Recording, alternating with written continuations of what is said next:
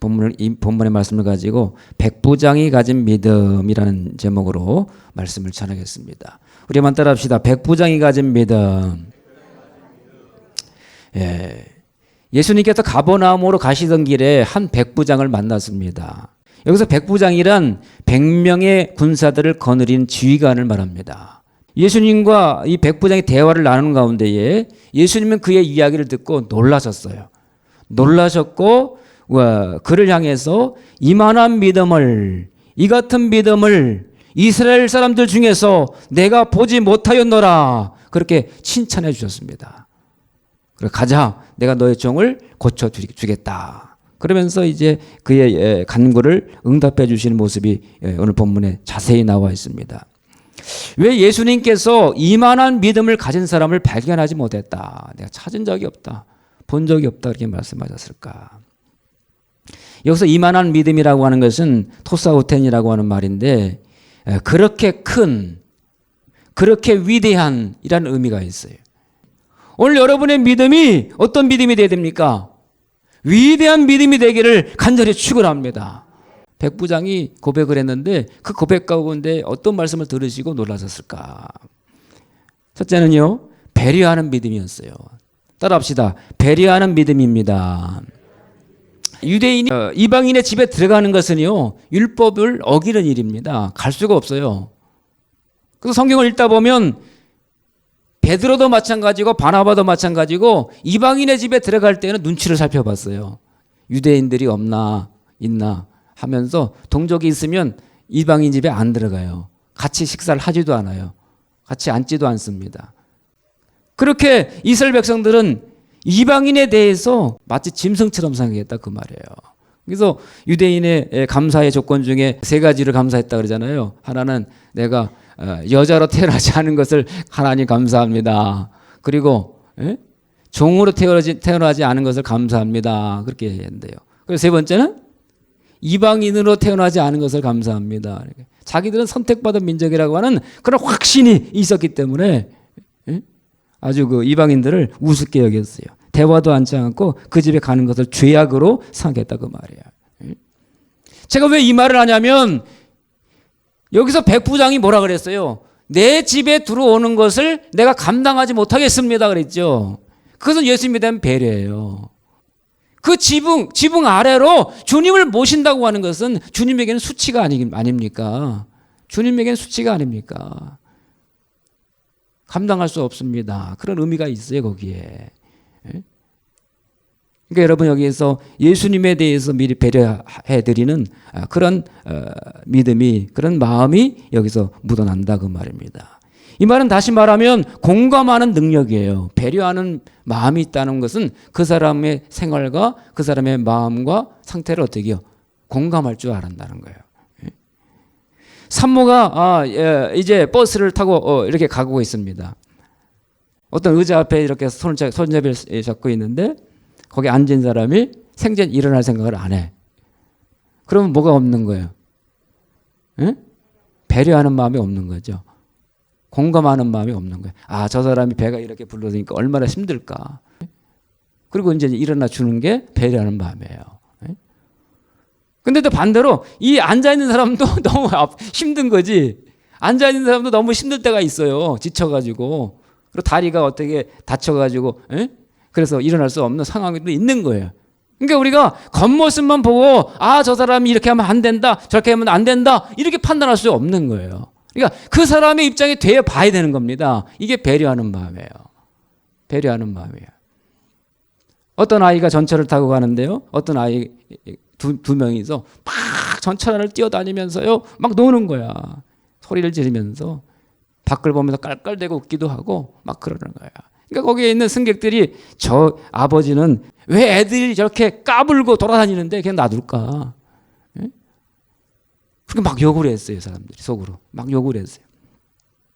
어떤 사람이 참다 못하고 이제 그 아버지한테, 아, 왜 당신은 그 아이들이 이렇게 뛰어다니고 시끄럽게 하는데 통제를 하지 않습니까? 하고 막 따졌어요. 그때 이런 말을 합니다. 지금 나의 아내의 장례식을 치르고 오는 길입니다. 그러는 거야. 여러분 누구에게나 가지고 있는 사정들이 있다는 거예요. 여러분. 그 사정들을 여러분의 생각과 판단으로 이렇게 규정하면 안 돼요. 이건 그러다 옳다 이렇게 규정하면 안 돼요. 그분의 입장이 돼 봐야 된다는 거예요. 오늘 백부장은 예수님의 입장이 돼 봐야겠다 그런 말이에요.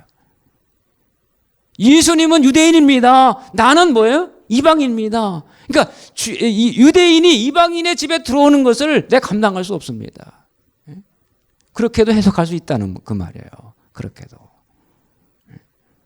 그러니까 예수님께서 그 마음을 아시고 너의 믿음이 대단하다. 그치? 너의 생각이 대단하다. 거기까지 생각하는구나. 거기까지. 이 배려하는 마음은 뭐와 연결되냐면 사랑과 연결되는 거예요. 다시 말하면. 사랑과 연결되는 거예요. 종을 위해 간구하는 모습 속에서 그걸 알 수가 있어요. 한 백부장이 나와 간구했다는 것은 막 간청, 탄원했다는 거야 이게. 무슨 그냥 부탁합니다 이 정도가 아닌 거예요. 그죠? 간구라고 하는 것은 부탁하는 정도가 아니에요. 꼭 들어주셔야만 됩니다 하고 이 예수님께 뭐예요? 탄원하고 있는 거예요. 탄원. 붙잡고 애걸하고 있는 거예요. 근데 애걸하는 이유가 뭡니까? 자기 아들이 아팠어요? 자기 부인이 아팠습니까? 자기 부모님이 아팠습니까? 그게 아니라는 거예요. 6절에 보니까 이르되 주여 내 하인이 그랬어요. 하인이. 이 당시 종들은요 어떤 취급을 받습니까? 동물 물건 취급을 받는 거예요. 동물은 죽여도 되는 거예요. 물건 하나 없어져도 되는 거예요. 사고 팔 수가 있는 겁니다. 생명의 가치로 인정을 받지 못하던 그런 시대였어요. 그런데 그런 시대에 불구하고 이 백부장은 어떻게 했어요? 그 하인의 그 질병 때문에 예수께 나와서 간청했다 그 말이에요. 고쳐달라고요. 여기서 이 하인이 중풍병이 걸렸다. 그래서 집에서 몹시 괴로워한다. 몹시 괴로워한다. 거의 죽을 지경이다 지금 그래. 괴로워한다는 게 이게요. 몹시 괴로워하나이다. 이거는 죽을 지경이다. 지금 죽어가고 있습니다. 뜻이에요. 죽어가고 있다. 그런데 우리가 오해하는 게 중풍병에 걸려서 죽어가고 있습니다. 그렇기 때문에 이 사람의 나이가 많을 것이다. 그죠? 많을 것이다. 이렇게 생각하는데 여기서 하인이라고 하는 말은요. 어떤 말이냐면 아이를 뜻하는 종이에요. 이게. 여기서 하인은 파이스라고 하는 말. 둘로스라고 하는 말 있잖아요. 둘로스도 종인데 여기는 이 파이스라고 하는 말 썼어요. 이 종을. 근데 이 파이스가 어떨 때 쓰냐면 어린 아이를 뜻할 때 쓰는 거예요. 어린 아이를 뜻할 때 쓰는 거예요. 그러니까 종과 아들의 중간 정도의 존재로 지금 백부장이 느끼고 있는 거예요. 종인데 아이야. 어린애야. 근데 그 아이를 어머처럼 느끼는 거예요. 지금 어떤 심정으로? 자식처럼 느끼는 거예요. 아들로서 느끼는 거예요. 그러므로 여러분의 마음속에도 동일한 이 사랑과 이 동일한 배려하는 마음이 있어야 될 줄로 믿습니다. 그죠? 네. 아무리 종의 아들이라 할지라도 그게 내 아들인 것과 마찬가지예요. 네? 그냥 물건 취급을 하면 안 되는 거예요. 동물 짐승 취급하면 안 되는 거예요. 로마 시대의 노예는 그냥 짐승에 불과했어요. 재물 중 하나에 불과했습니다. 그런데도 백부장은 그 종을 자기 몸처럼 생각했던 거예요. 이것이 주님이 치유를 허락하신 이유예요. 왜? 그의 마음을 본 거야. 에? 그의 마음을 본 거야. 그래, 네 종을, 네 그것도 가치가 있지 않고 지금 어린아이는 무슨 노동력이 있겠습니까? 노동력도 없어요. 근데 그 어린아이의 종을 위해서 내가 마치 자기 가족을 위하여 간구하는 것처럼 지금 기도하고 있구나. 탄원하고 있구나. 그러면서 그의 물을 보면서 이야 놀라운 믿음을 가졌다. 정말 큰 믿음을 가졌다. 예, 그레이트라는 말을 썼어요. 그레이트. 그레이트는 위대하다는 뜻이에요. 그레이트 페이스라는 말이에요. 그러니까 지금 백부장의 믿음은요 아주 놀랄 만한 위대한 믿음을 지금 예수님께 보여주고 있는 거예요. 예수님이 추구했던 예수님이 이루려고 했던 그런 것들을 담고 있었다 그 말이에요. 그러니까 예수님이 두 말도 하지 않고요. 내가 가서 고쳐주리라 그러는 거예요. 그 말을 듣자마자 예수님께 감동을 했다는 거예요. 왜냐하면 하나님은 사랑 자체이기 때문에. 사랑은 하나님의 본성입니다. 요한 1서 4장 7절에 보니까 사랑하는 자들아 우리가 서로 사랑하자. 사랑은 하나님께 속한 것이니 사랑하는 자마다 하나님께로 나서 하나님을 알고 사랑하지 아니하는 자는 하나님을 알지 못하나니 이는 하나님은 사랑이심이니라. 그러니까 사랑하는 자가 하나님을 아는 것이고요. 사랑하지 아니하는 자는 하나님을 알지 못하는 것이다. 왜냐하면 하나님은 사랑이시기 때문에 그렇다. 그러니까 사랑은 하나님께 속한 것이다 그랬잖아요. 근데 속겠다는 말은 하나님의 소유다 이런 의미보다는 하나님으로부터 나온다는 뜻이에요. 하나님으로부터 유출된다. 그러니까 사랑이 나온 건 사람으로부터 나오는 게 아니에요. 진정한 사랑은 하나님으로부터 유출돼서 나오는 거예요. 그러면 여러분이 그의 하나님의 사랑을 느끼고 그걸 간직하고 그걸 나눈다고 하는 말은 여러분은 하나님의 자녀들이라는 거지. 여러분 하나님의 속성을 다 가지고 있다는 거예요.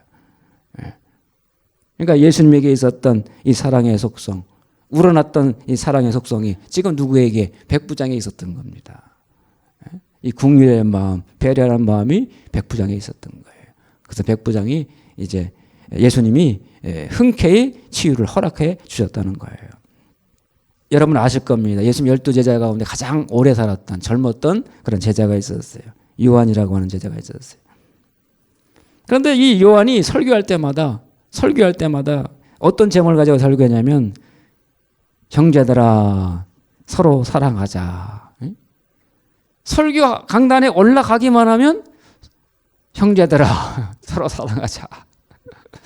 따라합시다. 형제들아 서로 사랑하자.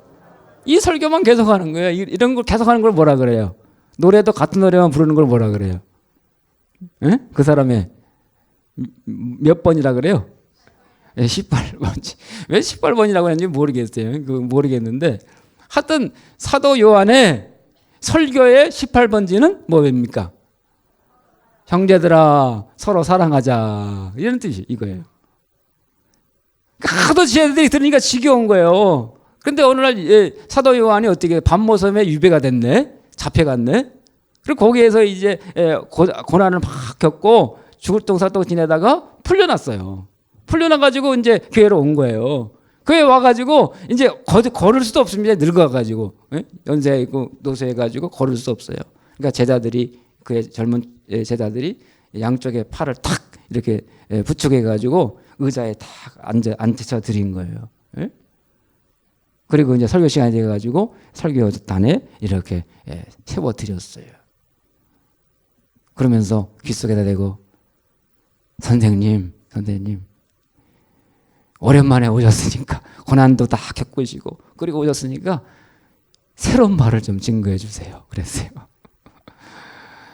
그리고 기대하면서 앉아 있었습니다. 그때 사도 요한이 입을 열어서 말하게 형제들아 서로 사랑하자 그랬다는 거야. 형제들아 서로 사랑하자 그랬다는 거야. 그러니까 여러분 기독교인은 살아도 죽어도 뭐예요? 사랑하는 거예요. 서로. 왜? 그 사랑은 누구로부터 근원이 유출된 거예요? 예수 하나님으로부터 유출된 거기 때문에. 여러분은 하나님의 사람들이요. 여러분 하나님의 자녀들이요. 그러므로 여러분으로부터 나오는 것은 뭐가 나와야 돼요? 사랑이 나와야 되는 거죠. 사랑이 나와야 되는 거예요. 그래서 사랑의 모습은 배려해야 하는 모습으로 나타나기도 하고 사랑의 모습은 공감하는 모습으로 나타나기도 한다는 거예요. 왜 사도 요한도 그렇고 예수님도 말씀하실 때마다 서로 사랑하라고 하셨을까? 사랑이 우리의 가정과 사회를 그리고 교회를 건강하게 살리는 유일한 길이기 때문이에요. 다른 길이 없어요. 이 사회를 가정을 살릴 수 있는 것은 뭐예요? 유일한 길은 사랑밖에 없어요. 주님으로부터 근원되는 주님으로부터 유출되는 주님으로부터 나오는 그 사랑에 의하지 아니고는 이 사회를 이 가정을 교회를 바꿀 수가 없는 거예요. 변화시킬 수가 없는 거예요. 하나님의 사랑을 받은 성도들이 하나님의 본성을 세상에 알려야 하는 거예요. 그 알려야 할 의무가 우리들에게 있는 거예요. 그래서 에베소 5장 1절에 보면 그러므로 사랑을 입은 자녀같이 너희는 하나님을 본받는 자가 되고 그리스도께서 너희를 사랑하신 것 같이 너희도 사랑 가운데서 행하라. 그러니까 사랑이 주님으로부터 하나님부터 유출이 됐어요. 유출된 사랑을 우리가 체험했으니까 우리들도 어떻게 그 사랑을 체험한 사랑을 나타내라. 나타내라. 오늘 여러분 가운데에 천국이 있어요. 멀리 있지 않습니다. 바로 여러분의 가정 가운데에, 여러분의 일터 가운데에, 우리 교회 가운데에, 성도들 가운데에 뭐예요? 천국이 있어요. 그리고 서로 용서하고 공감하고 붙잡아주는 가운데에 천국이 있습니다. 서로를 위로하는 가운데에 천국이 존재하는 겁니다. 좀 더 참아주는 가운데에 천국이 있는 거예요. 두 번째는 절대적으로 신뢰하는 믿음이었어요. 따라합시다. 절대적으로 신뢰하는 믿음이었다. 여러분 우리가 잘 구별해 봐야 돼요. 그 대화를 들어보면 아주 예수님이 놀라신 이유가 있어요. 뭐냐면 예수님의 치유, 병자를 고치는 행위가 그의 말씀에 의해서 이루어진다는 것을 이 사람은 믿었어요. 여러분 기적이 먼저입니까? 말씀이 먼저입니까? 말씀이 먼저죠. 여러분 그 순서를 알았다는 거예요. 기적이 먼저가 아니라는 거예요. 그래서 말씀만 하시옵소서, 말씀을 하시면, 명령하시면 그대로 될 줄로 믿습니다. 이거예요, 여러분. 어떻게 보면 단순한 거예요. 근데 우리는 거꾸로 믿죠. 기적을 베풀어 주옵소서, 표적을 보여 주옵소서, 그러면 믿겠습니다. 이렇게 되는 거예요. 그래서 유대인이 예수님을 거부했던 이유가 뭡니까? 예수님이 유대인을 향해서 비판했고 책망했던 이유가 뭐예요? 그들은 기적만을 구했기 때문에 그래요. 믿음은 말씀을 구한 게 아니고 예수의 입으로 나오는 말씀을 구한 것이 아니라 예수님의 행위를 통해서 나타나는 뭐예요? 기적을 요청. 유대인들은 기적을 구합니다. 마태복음 16장 1절에 보니까 바리새인들과 사두개인들이 와서 예수를 시험하여 하늘로부터 오는 표적을 보이기를 청하였다 그랬어요. 예수님을 시험했어요. 네가 그렇게 말로 엄청난 하늘의 천국에 대해 설명하고 하나님에 대해 설명하고 하는데 그건 믿을 수 없다는 거야. 말로는 믿을 수 없다는 거야. 그러니까 우리에게 뭘 보여달라? 표적을 보여봐라. 표적을 봐야 믿겠다 그런 거예요. 그래서 유대인들은 표적을 구하고 헬라인은 뭘 그래요? 지혜를 구해요. 지식을 구해요. 그러니까 지식으로도 안 되는 것이고요. 표적으로도 안 되는 거예요. 이런 믿음은 들으면서 말씀을 들으면서 생긴다 그 말이에요. 오늘 유대인들이 이런 상태에 있었는데 이방인이었던 백부장은 어땠어요? 말씀으로만 하옵소서. 비교되잖아요, 여러분. 비교되잖아요. 그러니까 예수님이 놀라신 거예요. 어떻게 그 비밀을 알았느냐 그런 거예요. 너는 어떻게 말씀이 육신이 되었던 말씀을 하시면 그냥 이루어지는 하나님의 창조의 능력을 어떻게 너는 그렇게 믿고 있느냐. 그 믿음이 어디서부터 왔느냐. 지금 주님이 놀라워하시는 거예요. 어떤 믿음이었길래 예수님이 그렇게 놀라셨을까. 이것은 단순해요. 이건 백부장의 체험에서 나온 것인데 뭐냐면 상관과 부하 사이에 형성되는 믿음이에요. 그죠? 그걸 지금 얘기했잖아요. 뭐라 그랬어요? 백부장이 대답해 이르되 주여 내 집에 들어오심을 내가 감당치 못하겠사오니 이거 배려하는 마음이라 그랬어요. 그 다음에 다만 말씀으로만 하옵소서. 말씀으로만 하옵소서. 기적을 베풀어 주세요. 그거 아니죠? 말씀으로만 하옵소서. 그러면 내 하인이 낫겠사옵나이다. 그러니까 말씀의 권능을 믿었어요, 안 믿었어요? 믿은 거예요, 그냥.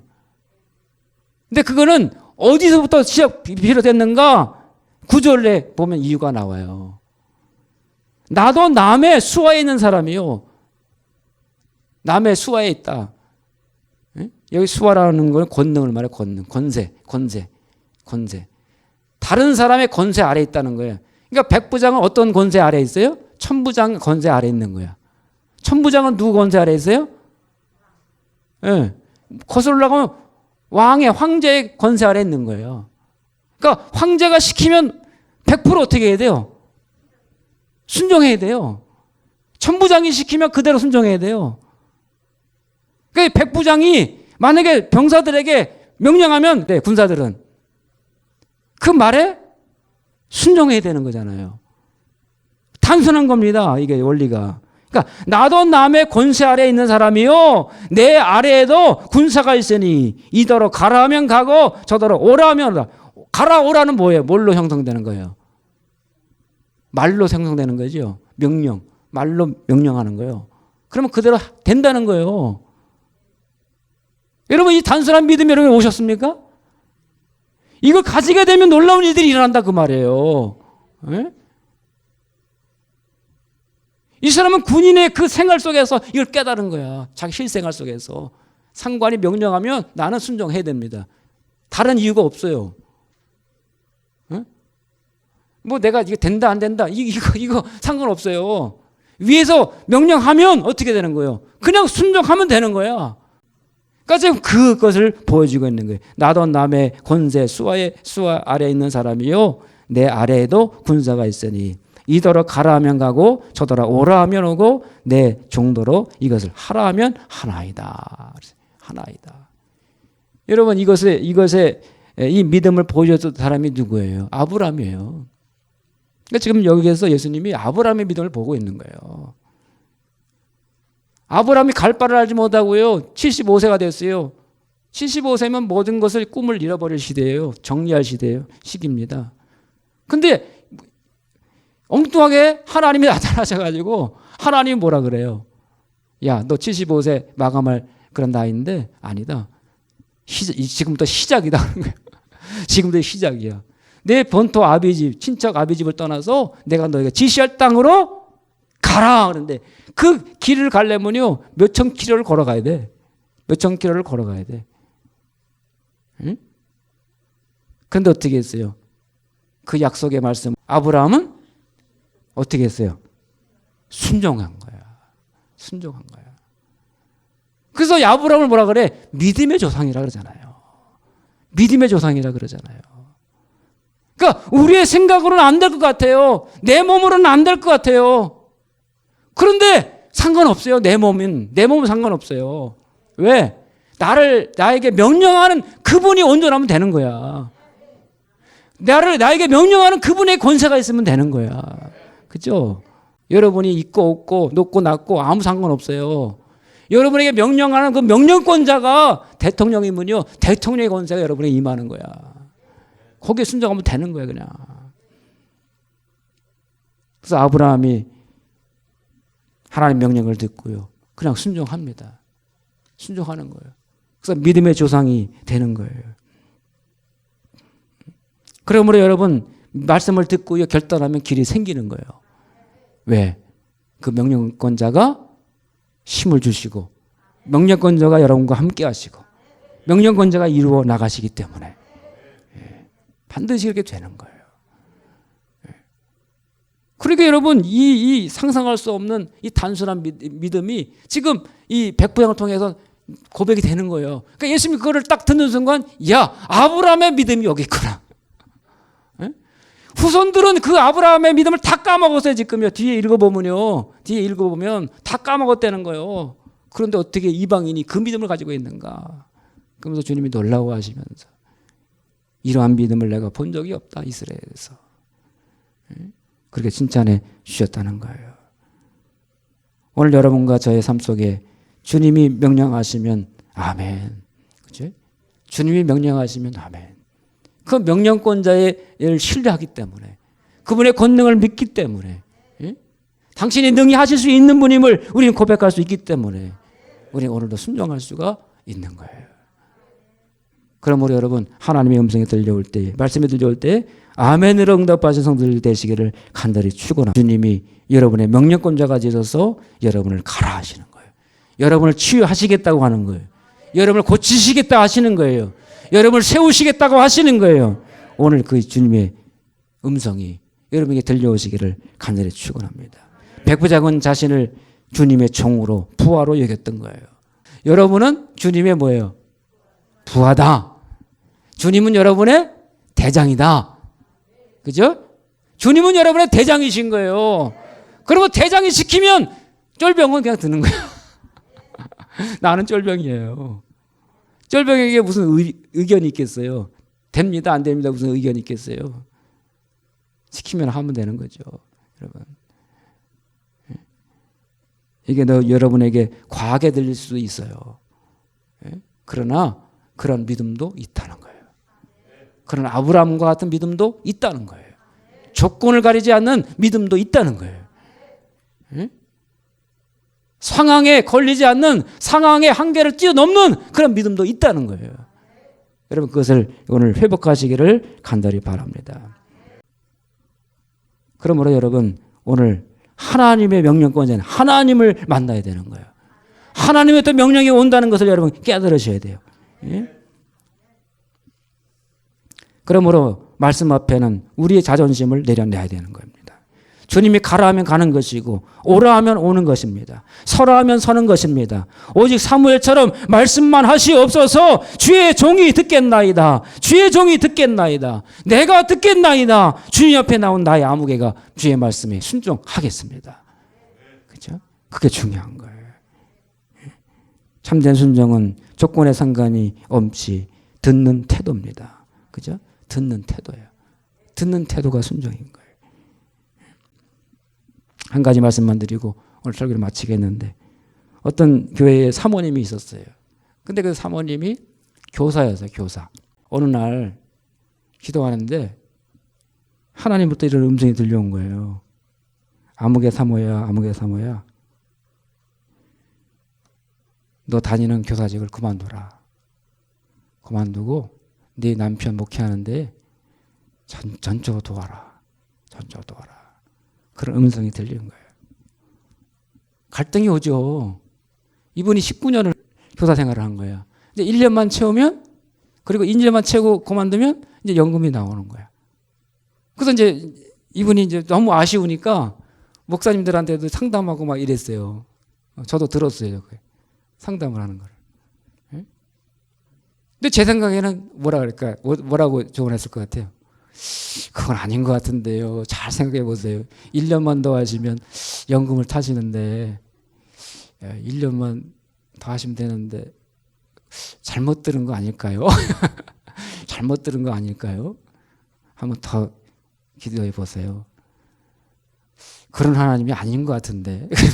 왜 이런 생각이 저도 들었어요, 사실은. 근데 이분이요, 딱 그만두셨어요. 딱 그만두셨어요. 1년 남겨놓고요. 연금 받는 걸 1년 남겨놓고 딱 그만두셨어요. 저는 이해할 수 없었어요. 그 당시에. 사실은 이해할 수 없었어요. 근데 지금은 이해가 갑니다. 지금은 이해가 가요. 그 당시에는 제가 40대 중반 정도 됐었으니까. 그때는 내 노력으로 다 되는 줄 알았으니까.